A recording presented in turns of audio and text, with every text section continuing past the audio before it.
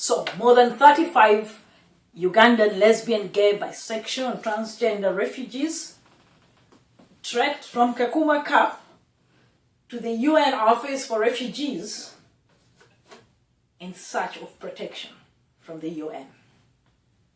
They camped there all night.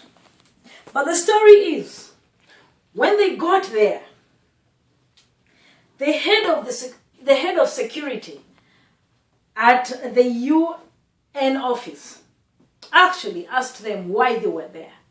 They told their story, explained the various challenges that they face, on top of the general challenges faced by all refugees at the Kakuma camp. They explained to him how they have been beaten up, how they have been poisoned before in that camp in a period of 2 months, how they have been spat on, how they have been laughed at, how they've gone to restaurants within the camp, and other refugees have either walked out or chased them out. They explained all these things to the head of security at the UN office, and actually explained to him what had just happened, the attack on one of them, and later all of them by the other refugees within the camp, basically based on their perceived sexual orientation. So the head of security at the UN actually realized that they were not going anywhere because they were determined, and they said they would stay the night there in peaceful protest until some level of protection is given to them. The head of security then ordered his security men to open up the gates of the office. They were let in, and he said at about 10 p.m. when they entered the premises that they were going to be offered a toilet, water running out of taps, and a space to put their mats for the night.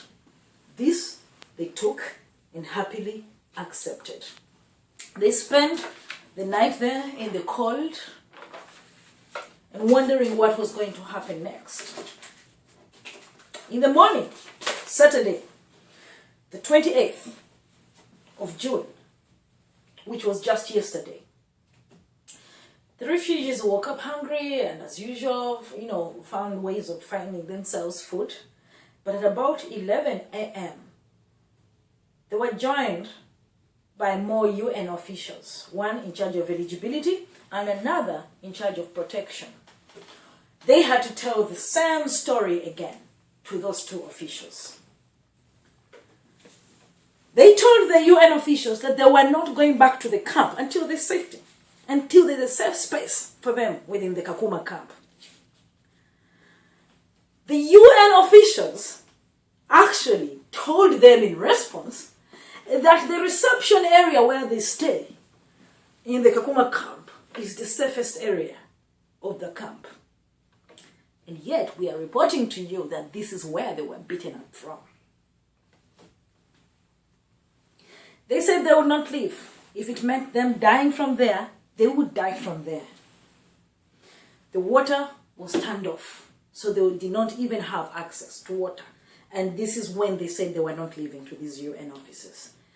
At about 1:30 p.m. on Saturday still, the UN officials invited in officials from the Kenyan government. One of them was the head, the one in charge of refugee affairs, and the other one was the regional police commander, the one in charge of the whole area, of the Turkana area, where the Kakuma camp is located. Just for your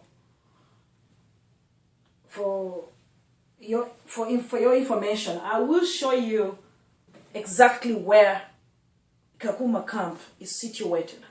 So, if you're able to see on the map, refugees fled Uganda at different points from the time the bill was passed. And many of them came straight to Kenya.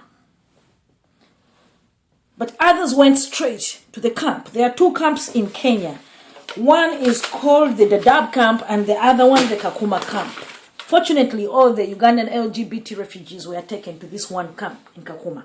So Kakuma Camp is right up there, bordering Uganda, Sudan, Ethiopia on the other side.